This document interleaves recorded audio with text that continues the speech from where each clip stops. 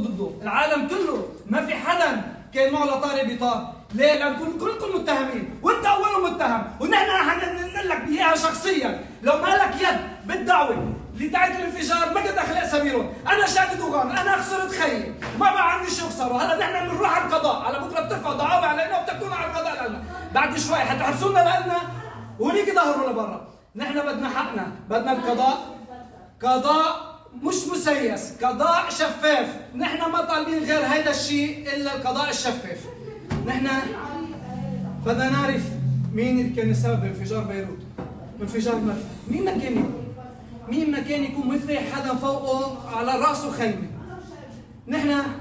بدنا الحق. يا ادع ويلات، ارجع لضميرك وصحح ضميرك، كرامة اهالي الضحايا والامهات والابهات والاخوات اللي راحوا. ما حندعي عليكم ونقول لك نحن شو عم بيصير فينا، نحن تدمرنا بعد الانفجار مرفأ بيروت، حس فينا، حس بوجعنا، نحن تعبنا، نحن يسنا من هيك قضاء، يعسونا بلبنان، والله العظيم ما بعرفانين، هيدا قضاء ولا هيدا خرا ولا شو بده يحكي الواحد؟ الله لا يسامحكم شو عم تعملوا فينا، الله لا يسامحكم، ان شاء الله كل شيء عم يصير فينا يصير فيكم، ونحن تحسوا مثل ما نحن عم نحس، نحن كل يوم عم نموت، نحن ساعة عايشين بس نحن ميتين من جواتنا، والشعب اللبناني تضرر بالرسالة ضرر،